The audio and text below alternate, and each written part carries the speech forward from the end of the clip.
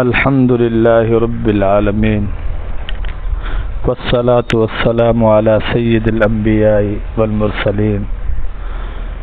وعلى آله وأصحابه أجمعين أما بعد أعوذ بالله من الشيطان الرجيم بسم الله الرحمن الرحيم إنما يوفى الصابرون أجرهم بغير حساب وقال النبي صلى الله عليه وسلم ثلاثة لا يكلم الله يوم القيامة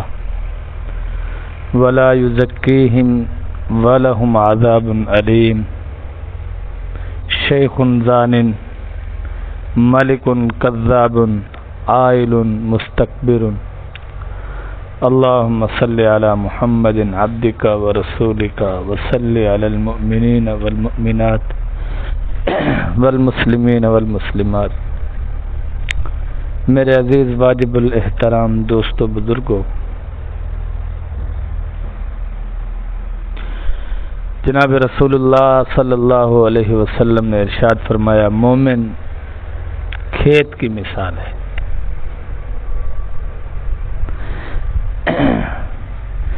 جیسے کھیت ہوتا ہے، مومن ایسے ہوتا ہے۔ فرمایا ہوا چلتی ہے،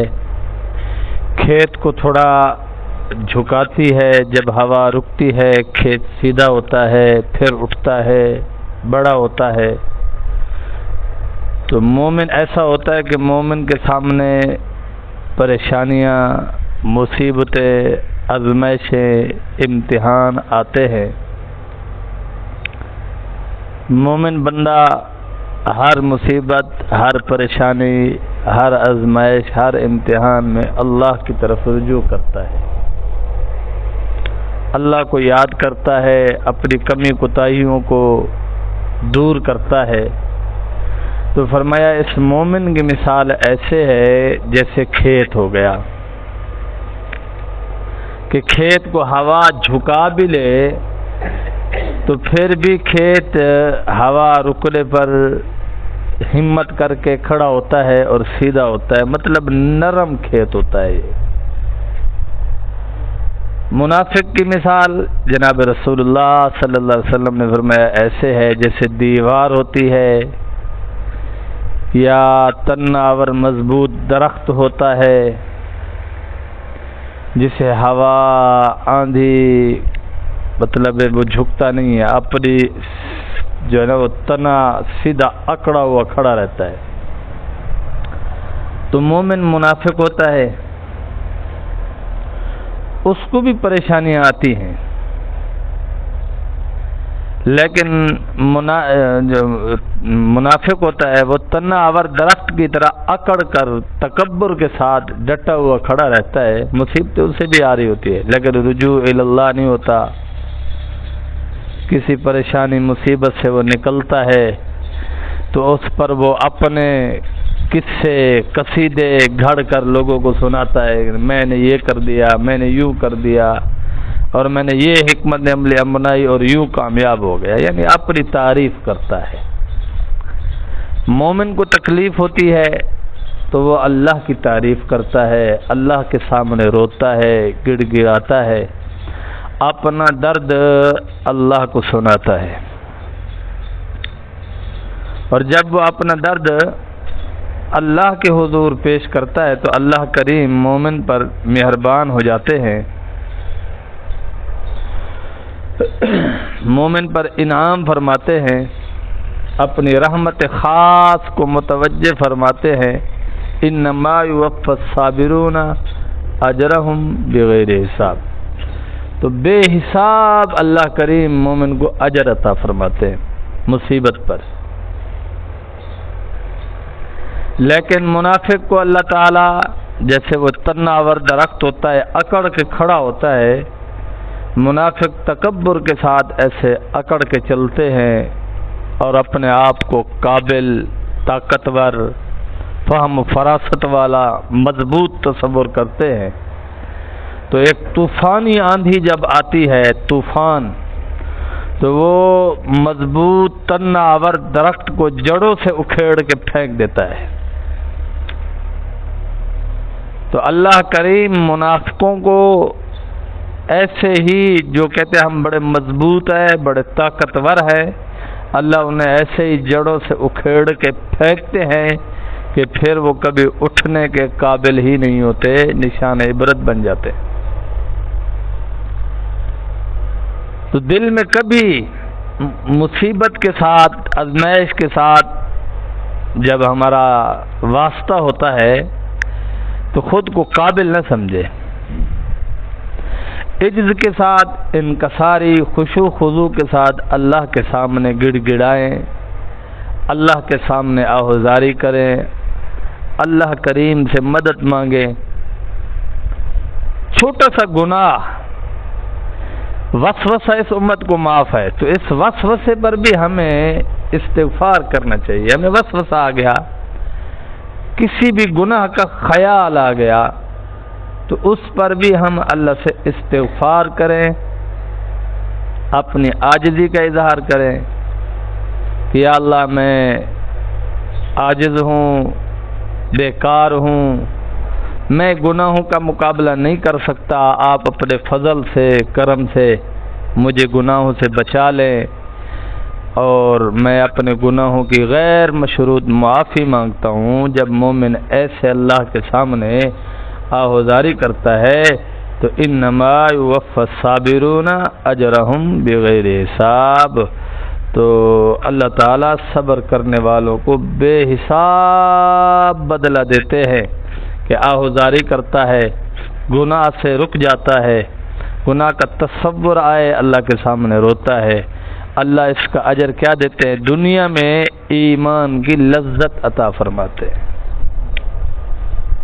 دنیا میں نماز میں لذت عطا فرماتے ہیں، ذکر اللہ میں سرور عطا فرماتے ہیں،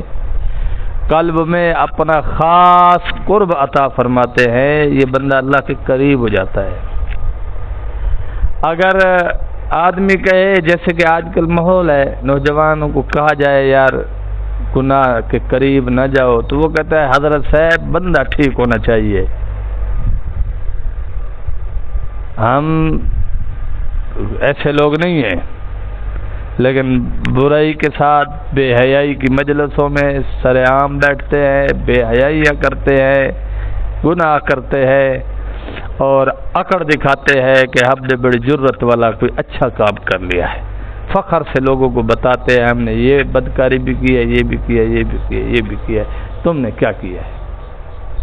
یہ اللہ کو اللہ کے غضب کو دعوت دینے والے لوگ ہیں، اللہ کو ناراض کرنے والے لوگ ہیں۔ اور دوسری طرف یہ مومن ہے کہ جس کو ابھی خیال آیا ہے نا گناہ کا خیال، اس پر بھی یہ اللہ کے حضور گڑ گڑا کے روتا ہے، اللہ میرے دل کی حفاظت فرما، اللہ میرے دل و دماغ کی حفاظت فرما کہ اس میں گناہوں کے خیالات، تصورات آ رہے ہیں، اللہ اس سے میری حفاظت فرما۔ یہ دلیل ہے، یہ احساس ندامت کہ یہ بندہ اللہ کا قریبی دوست ہے۔ ورنہ میرے اور آپ کے آقا صلی اللہ علیہ وسلم نے فرمایا ہے، ثلاثۃ، تین آدمی ایسے ہیں، لا یکلم اللہ یوم القیامہ، قیامت کے دن اللہ کریم ان سے بات نہیں کرے گا، لا یکلم اللہ یوم القیامہ، قیامت کے دن اللہ کریم ان سے بات نہیں کرے گا، ولا یزکیہم، انہیں پاک نہیں کرے گا، وَلَهُمْ عَذَابٌ علیم، انہیں دردناک عذاب دے گا، شیخ ظالم، بوڑھا زانی، جوانی میں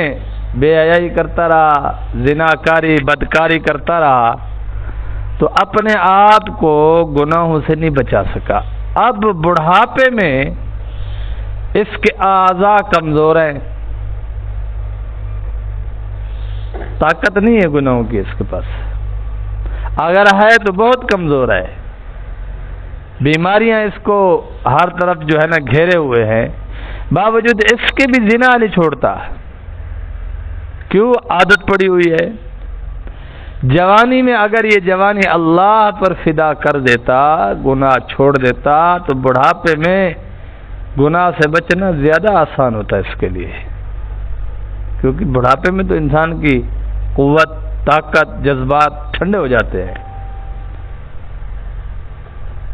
لیکن جوانی میں اس نے گناہ نہیں چھوڑے، بے حیائی، فحاشی، بدکاری نہیں چھوڑی، تو اللہ کریم نے اس کے لیے عذاب متعین کیے ہیں، 3 عذاب فرمایا، لا یکلم اللہ یوم القیامہ، قیامت کے دن اللہ کریم اس سے بات بھی نہیں کریں گے، کیونکہ اس کے پاس تو گناہوں کی اتنی وہ نہیں، جوش بھی نہیں تھا، ولولہ بھی نہیں تھی، قوت بھی نہیں تھی، باوجود اس کے بھی اس نے گندگی میں منہ مارا ہے۔ بلا یزکیہم، اور اسے پاک بھی نہیں فرمائیں گے، وَلَهُمْ عَذَابٌ علیم، دردناک عذاب دیں گے۔ مالکن کذاب، جو صاحب اختیار ہو کر جھوٹ بولے، میں گھر کا سربراہ ہے، اپنی اولاد سے جھوٹ بولتا ہے، پیر و مرشد ہو اپنے مریدوں سے جھوٹ بولتا ہے، استاد ہو اپنے شاگردوں سے جھوٹ بولتا ہے، حکمران ہو، M P M N A اپنی رعایا سے جھوٹ بولتے ہیں، chairman, NAB chairman, D P O, D S P اپنی رعایا سے جھوٹ بولتے ہیں، تو فرمایا ملکن کذابن، صاحب اختیار لوگ، حکمران لوگ، ہر بندہ اپنے گھر پہ حکمران ہے، تو اب ان کو کیا دباؤ ہے اپنی اولاد کے ساتھ سچ بولنے میں، کیا پریشر ہے؟ استاد اپنے شاگردوں کو حق بات، سچ بات سمجھائے، کیا پریشر ہے اس پر؟ پیر و مرشد اپنے مریدوں کی اصلاح کرنے میں سچ بولے، کیا پریشر ہے اس پر؟ ہمارے اوپر جو حکمران مسلط ہے، چاہے وہ چھوٹی سطح کے ہیں یا بڑی سطح کے ہیں، یعنی چھوٹے عہدیدار ہیں یا متوسط ہیں یا اعلیٰ عہدوں پر ہیں، اگر اپنی رعایا سے جھوٹ بولتے ہیں، قیامت کے دن اللہ کریم ایسے لوگوں سے بات نہیں فرمائیں گے، انہیں پاک نہیں فرمائیں گے اور انہیں دردناک عذاب دیں گے۔ تیسرا فرمایا عائل مستکبر، غریب متکبر، مالدار تکبر کریں یہ بھی برا ہے، لیکن سمجھ تو آتی ہے نا بات، یار اس کے پاس کوئی 4 آنے ہیں، بڑی گاڑی ہے، اس کے پاس بڑا مکان ہے اور ٹھاٹ باٹ ہے، تو سمجھ آتی ہے۔ وہ بھی یعنی مالدار آدمی، صاحب استطاعت آدمی بھی اگر تکبر کرے، وہ بھی اللہ کے غضب کو دعوت دے رہا ہے، اسے بھی عذاب ملے گا اگر بغیر توبہ کے مر گیا۔ لیکن یہاں خصوصیت کے ساتھ فرمایا کہ غریب کے پاس تو مال و زر نہیں ہے، تو تکبر کے چانسز اس کے پاس نہیں ہے، پھر بھی تکبر کرتا ہے۔ آدھے آپ ایک بوکھ دی آکڑ ایسے کر یوسف صاحب، آدھے سے بوکھ دی آکڑ سے کو سجے جو سے آکڑ بڑے ہوتے، تو بوکھ خالی آکڑ نہیں ہونی چاہیے۔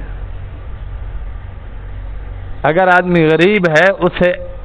اللہ کے سامنے عجز و انکساری اختیار کرنی چاہیے۔ کتنے غریب ہیں، ہم انہیں دعوت دیتے ہیں، بھئی آؤ،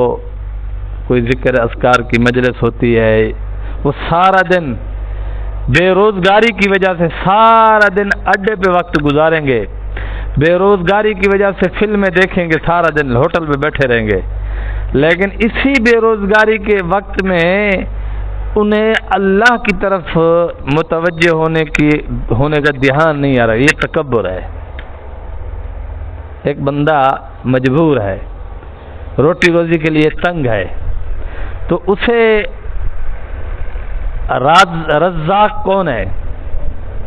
رزق دینے والا اللہ ہے، تو اسے اللہ کی طرف رجوع کرنا چاہیے، نہیں وہ اللہ کی نافرمانی پر لگا ہوا ہے الٹا۔ تکبر ہے نا یہ۔ ایک آدمی کے لیے 2 وقت کا کھانا مشکل سے ہے، اب اسے چاہیے کہ وہ نماز پڑھ کے، نوافل پڑھ کے، ذکر اذکار کر کے، توبہ استغفار کر کے، اللہ سے آہوازاری کر کے مانگے کہ یا اللہ میرے رزق میں وسعت دے، مجھے بے حساب رزق دے، کہ میرے گھر میں خوشحالی آئے، میرے گھریلو حالات بہتر ہو جائیں، کہ میری اولاد، میری بیوی، میں تھوڑا جو ہے آرام دہ زندگی گزارے، ہمیں مال عطا فرما۔ یہ اس کو کرنا چاہیے تھا، نہیں، اس کے پاس مال و اسباب بھی نہیں ہے، روزگار بھی نہیں ہے۔ اب اس کو چاہیے تو تھا اللہ کی طرف رجوع کرتا، لیکن وہ الٹا اللہ کو ناراض کرنے میں لگا ہوا ہے، یعنی سارا دن جوا کھیلتا ہے، سارا دن فلمیں دیکھتا ہے، سارا دن اڈوں پر لوفر آوارہ پھرتا ہے، اور یہاں آنے کا ان کو ٹائم نہیں ہے۔ تو یہ اللہ کے غضب کو دعوت دینے والے کام ہیں۔ فرمایا غریب متکبر، جو غریب ہے، مالدار نہیں ہے، پھر تکبر کرتا ہے، تو آقا علیہ السلام نے فرمایا لا یکلم اللہ یوم القیامہ، قیامت کے دن اللہ کریم ایسے شخص سے کلام نہیں فرمائیں گے، ولا یزکیہم، اور ایسے شخص کو اللہ پاک بھی نہیں فرمائیں گے، ایسے شخص کو اللہ پاک بھی نہیں فرمائیں گے، وَلَهُمْ عَذَابٌ علیم، دردناک عذاب دیں گے۔ بڑا آدمی ہے، جسم کمزور ہے، ہاتھ پاؤں کانپتے ہیں، صحیح معنی میں چل نہیں سکتا، پھر بھی بدکاری نہ چھوڑے، بے حیائی نہ چھوڑے، اللہ کے غضب کو دعوت دیتا ہو، اور ایک آدمی قدرت رکھتا ہے کہ اپنے ماتحت لوگوں سے سچ بول سکتا ہے، پھر بھی جھوٹ بولتا ہے، باہر روندا پیا ہوئے ماں دیے پتر چپ کر نانے سے گھر جلتا ہے، یہ جھوٹ ہے، اور اس پر عذاب ملے گا قیامت کے دن۔ میرے اور آپ کے آقا جناب رسول اللہ صلی اللہ علیہ وسلم نے فرمایا اپنے بچوں سے جھوٹ نہ بولا کرو، بہلانے کے لیے بھی جھوٹ بولنا سخت اور بڑا کبیرہ گناہ ہے۔ ان الذین یشترون بعہد اللہ، اللہ کے ساتھ کیا ہوا عہد بیچتے ہیں، وَأَيْمَانِهِمْ،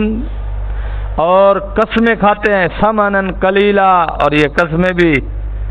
تھوڑے سے عوض کے لیے، یعنی ہلکا سا نفع ہوتا ہے، جھوٹ بولتے ہیں، جھوٹی قسمیں کھانا، جھوٹے وعدے کرنا اپنے ماتحت لوگوں کے ساتھ۔ فرمایا اولئک لا خلاق لہم فی الآخرہ، یہی وہ لوگ ہیں کہ آخرت میں ان کا کوئی حصہ نہیں ہے۔ اگر ہم نے آج تک اپنی اولاد سے جھوٹ بولا ہے، دیکھو بھائی برابری پر آدمی مجبور ہو جاتا ہے کبھی کبھی۔ مثال کے طور پر کوئی بندہ آ جائے، شہباز میاں 10,000 قرضہ تڑیوا ہے، اب شہباز کو پتہ ہے کہ بندہ پیسے تو لے لے گا لیکن پھر یہ مجھے پکڑا ہی نہیں دے گا، اب بطور عذر اس کے شر سے بچنے کے لیے یہ یوں کہہ سکتا ہے کہ میرے پاس اتنے نہیں ہے میں تجھے دے سکوں، میرے حالات ٹھیک نہیں ہے، یوں نہ کہے کہ میرے پاس نہیں ہے، مطلب یوں کہ میرے پاس گنجائش نہیں ہے، میرے حالات نہیں ہے، میں نہیں دے سکتا۔ اب اس نے جھوٹ نہیں بولا کہ میرے پاس اتنی گنجائش نہیں ہے کہ میں تیرے جیسے بندے کو دے کے پیچھے بھاگتا پھروں، یہ ترجمہ ہو گیا نا اس بات کا، گنجائش نہیں ہے یعنی میری ضرورت سے زیادہ نہیں ہے میں تجھے دے سکوں، میرے حالات اجازت نہیں دیتے، مطلب میں تیرے پیچھے بھاگتا پھروں، یہ ایسے حالات نہیں ہے۔ تو سمجھ آ گئی؟ یہاں کچھ بات سمجھ آتی ہے، لیکن اپنے بچوں کو، اولاد کو، بیوی کو، استاد شاگردوں کو، پیر مرید کو، اور حکمران اپنی رعایا کو، عہدے دار سائلین سے جھوٹ بولے، تو فرمایا اولئک لا خلاق لہم فی الآخرہ، یہی وہ لوگ ہیں ان کا آخرت میں کوئی حصہ نہیں ہے۔ ولا یکلم اللہ، اور اللہ ان سے گفتگو نہیں فرمائیں گے، ولا ینظر الیہم، اور ان کی طرف نظر کرم اور رحمت سے دیکھیں گے بھی نہیں، یوم القیامت، قیامت کے دن۔ پیچھے حدیث ہے یہ نا کہ لا یکلم اللہ یوم القیامہ، یہاں لا یکلم اللہ ولا ینظر الیہم یوم القیامہ، اللہ ان سے بات بھی نہیں کریں گے، ان کی طرف دیکھیں گے بھی نہیں، ولا یزکیہم، انہیں پاک بھی نہیں کریں گے، وَلَهُمْ عَذَابٌ علیم، اور انہیں دردناک عذاب دیں گے۔ ہر کبیرہ گناہ کرنے والے کو اللہ قیامت کے دن عذاب دیں گے۔ تو خصوصاً جھوٹے وعدے کرنے والے، اللہ سے بندہ نے وعدہ کیا یا اللہ میں گناہ نہیں کروں گا، اب یہ آدمی اہل اللہ کی صحبت میں بیٹھتا ہے،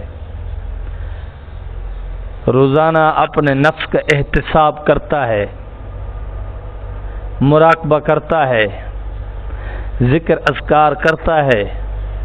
اب یہ گناہ کر بیٹھا تو یہ اللہ کے عذاب کا شکار نہیں ہوگا، اس کو رونا چاہیے، بس آہذاری کر کے اپنے گناہوں پر معافی مانگنی چاہیے، ڈرنا چاہیے کہ اللہ قادر ہیں، احتساب کر سکتے ہیں، پکڑ سکتے ہیں۔ لیکن ایک آدمی جان بوجھ کر گناہ کرتا ہے، بلکہ پورے اہتمام کے ساتھ گناہ کرتا ہے، مطلب اچھے کپڑے پہنتا ہے، بن ٹھن کے زنا کے لیے گھر سے نکلتا ہے، پوری تیاری کے ساتھ جوا کھیلنے کے لیے گھر سے نکلتا ہے، پوری تیاری کے ساتھ آوارہ گردی کرنے کے لیے گھر سے نکلتا ہے، پوری تیاری کے ساتھ شراب پینے کے لیے گھر سے نکلتا ہے، تو یہ تو گناہوں کا اہتمام کر رہا ہے نا۔ جو گناہوں کا اہتمام کر کے گھر سے جا رہا ہے، فرمایا لا یکلم اللہ ولا ینظر الیہم یوم القیامہ، قیامت کے دن اللہ کریم ان سے کلام بھی نہیں کریں گے اور ان کی طرف دیکھیں گے بھی نہیں، ولا یزکیہم، اور انہیں پاک بھی نہیں فرمائیں گے، وَلَهُمْ عَذَابٌ علیم، دردناک عذاب دیں گے۔ ایک آدمی ہے گناہ سے بچنے کی کوشش کر رہا ہے، اللہ والوں کے پاس بیٹھتا ہے، اور فرمایا اللہ والوں کے پاس آنا جانا ایسے ہو فنا فی الشیخ ہو، یعنی اصلاح کرنے میں جو پیر و مرشد تدبیر بتائے، جو حکم ارشاد کرے گناہ سے بچنے میں، اصلاح نفس کی، قلب کی، اخلاق کی، تو پیر و مرشد کی بات میں انسان کو اگر مگر چونکہ چنانچہ نہیں نکالنی چاہیے، ماننا چاہیے، تاکہ اصلاح ہو جائے۔ اور فنا فی الرسول ہونا چاہیے، پہلا فنا فی الشیخ ہونا چاہیے، کہ اصلاح کروانے میں ہر حال میں اپنے مرشد کی بات کو اہمیت دے اور اس پر عمل کرے،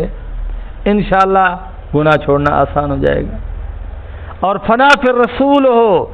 یعنی جناب رسول اللہ صلی اللہ علیہ وسلم کی سنتوں کو زندہ کرنے میں فنا ہو جائے، یعنی دنیا کی کسی مجبوری کو، دنیا کے کسی مفاد کو، دنیا والوں کے دباؤ کو خاطر میں نہ لائے، ہر حال میں ان کو ٹھکرا دے، ہر حال میں سنت کو ترجیح دے کہ یہ عمل سنت ہے، میں سنت کے مطابق کروں گا۔ فنا فی الرسول۔ نمبر 3 فنا فی اللہ ہو، یعنی اللہ کے حکم کے سامنے کسی مجبوری کو خاطر میں نہ لائے، اللہ کے حکم کے سامنے کسی ضرورت کو خاطر میں نہ لائے، اللہ کے حکم کے سامنے کسی تعلق کا لحاظ نہ کرے۔ مطلب یہ نہیں ہے کہ کوئی بندہ رکاوٹ بن رہا ہو تو اس کو تو کر کے یا گالی دے کے، نہیں، مطلب بڑے پیار سے، بھئی ہماری مجبوری ہے، ہم یہ کام نہیں کر سکتے، اپنے معاملے میں۔ تو فنا فی اللہ، فنا فی الشیخ، فنا فی الرسول، فنا فی اللہ جب ہوں گے تو ہم باقی باللہ ہو جائیں گے۔ اللہ ہمیشہ رہنے والے ہیں، اللہ کے ساتھ جس کی نسبت ہو گئی وہ بھی ہمیشہ رہے گا۔ کتنے اللہ والے دنیا سے چلے گئے، آج تک ان کے لیے صدقہ جاریہ دنیا میں موجود ہے، یعنی استاد ہے تو اس کے شاگرد دین پڑھ رہے ہیں، پڑھا رہے ہیں، دین کی خدمت کر رہے ہیں۔ اگر پیر و مرشد ہے، اس کے مرید نماز پڑھ رہے ہیں، قرآن پڑھ رہے ہیں، اللہ کے دین کی کسی بھی بہانے خدمت کر رہے ہیں، یہ صدقہ جاری ہے۔ اگر آدمی باپ ہے، اپنی اولاد کی اچھی نیک تربیت کی، اس کی اولاد نیکی کر رہی ہے، اسے اجر مل رہا ہے، تو یہ زندہ ہے۔ لیکن جس آدمی کے لیے کوئی صدقہ جاریہ نہیں ہے، وہ مر گیا، سمجھو مر ہی گیا، بس گویا کہ وہ تو جیتے جی مر گیا نا، نہ صدقہ جاریہ کا کوئی سلسلہ اس کے لیے نہیں ہے کہ کوئی مدرسہ نہیں بنوایا، مسجد نہیں بنوائی، مسجد مدرسے میں حصہ نہیں ملایا، اپنی اولاد کو دین بھی نہیں پڑھایا، کسی اور کو دین بھی نہیں پڑھایا، تو یہ آدمی ایسا ہے کہ یہ جیتے جی مر گیا۔ یہاں تبلیغی جماعت آئی تھی قاری یوسف صاحب یہاں، تو ایک بوڑھا آدمی تقریباً 70 سال اس کی عمر تھی، وہ مجھے کہتا ہے میں عربی ٹیچر سکول میں رہا ہوں اور میں ریٹائر ہو گیا ہوں، تو کہہ رہا تھا میرا پورا کمرہ کتابوں سے بھرا ہوا ہے، پورا کمرہ کتابوں سے بھرا ہوا ہے، میرے بیٹے عالم ہیں، پڑھے ہوئے ہیں، لیکن میری کتابیں نہیں پڑھتے، مجھے ایسے لگتا ہے میں جیتے جی مر گیا ہوں کہ میری کتابیں پڑھنے والا کوئی نہیں، پورا کمرہ کتابوں کا بھرا ہوا ہے، میری اولاد میں انہیں پڑھنے والا کوئی نہیں پڑھتے، تو مجھے ایسے محسوس ہوتا ہے میں زندگی میں مر گیا ہوں۔ تو جو لوگ دنیا میں جی رہے ہیں اور انہوں نے صدقہ جاریہ کا کوئی سلسلہ نہیں چھوڑا، کوشش نہیں کر رہے، تو میرے دوستو وہ جیتے جی مر گئے ہیں،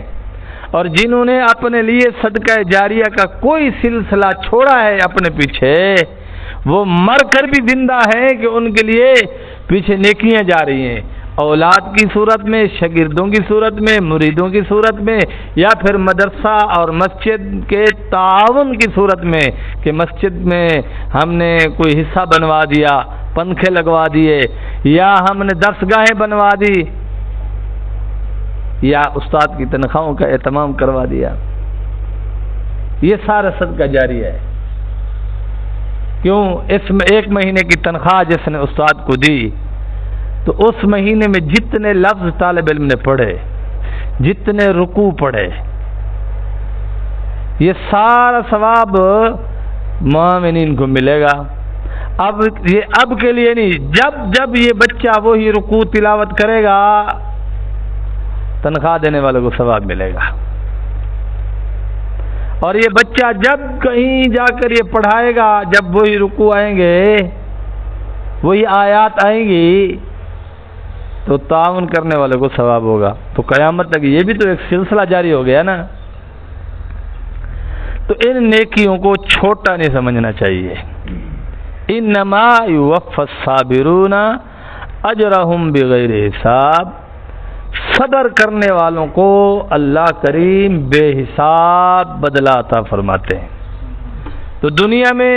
پریشانیاں، مصیبتیں، آزمائشیں، امتحان، چاہے وہ اولاد کے ذریعے سے آزمایا جائے، مال کے ذریعے سے آزمایا جائے، بیماریوں کے ذریعے سے آزمایا جائے، غربت کے ذریعے سے آزمایا جائے، انسان کو اللہ کا تابع اور فرمانبردار رہنا چاہیے، انسان کو اللہ سے رجوع کرتے رہنا چاہیے،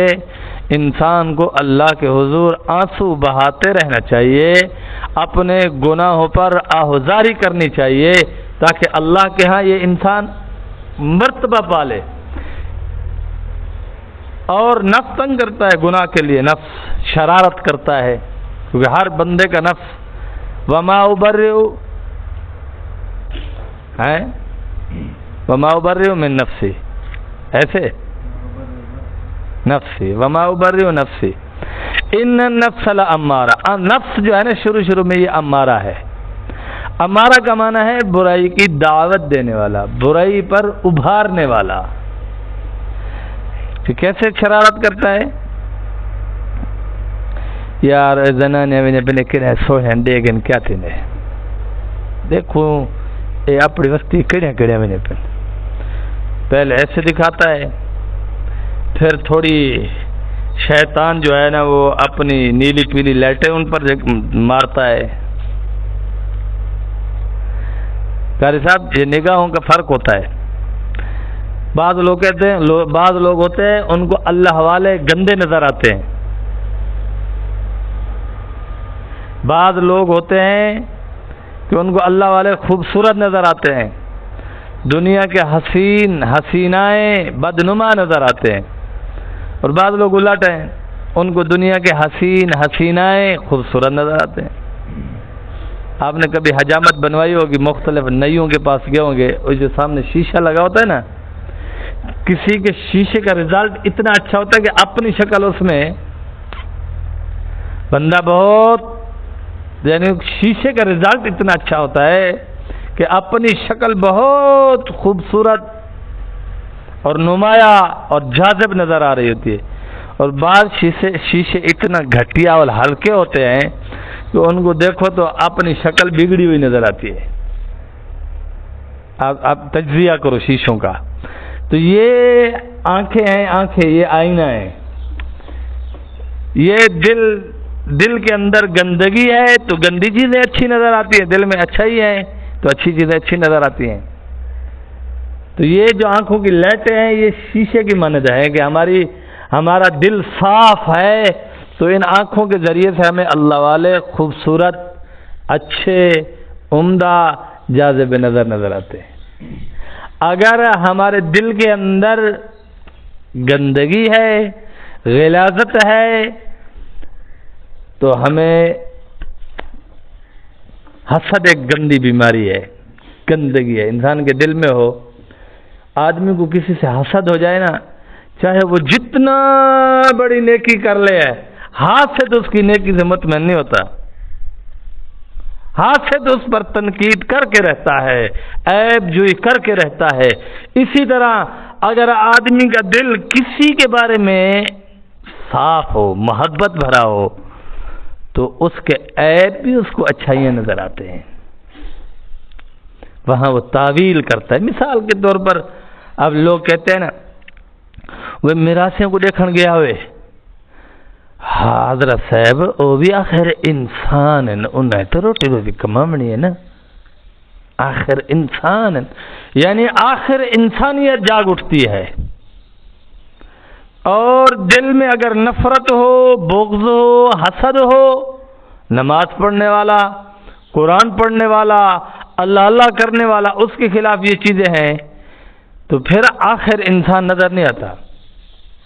پھر وہ کہتا ہے آخر یہ بندہ ہے ہی برا، کیونکہ اس کے اپنے دل کے اندر جو برائی ہے وہ ظاہر ہو رہی ہے، اس کے اپنے دل کے اندر جو گندگی ہے وہ ظاہر ہو رہی ہے۔ تو اپنے دل کی اچھائی کو ظاہر کرنا چاہیے کہ اپنے دل کے اندر بغض، حسد، کینہ، ان کو دور کرنا، اور گناہوں سے بچنا، اور جسم کے اعتبار سے بیماری، مالی اعتبار میں نقصان، اولاد میں نقصان، تو اس پر صبر کرنا چاہیے۔ انما یوفی الصابرون اجرہم بغیر حساب، اللہ فرماتے ہیں دنیا میں بھی بے حساب اجر دوں گا، آخرت میں بھی بے حساب اجر دوں گا۔ وآخر دعوانا ان الحمد للہ رب العالمین۔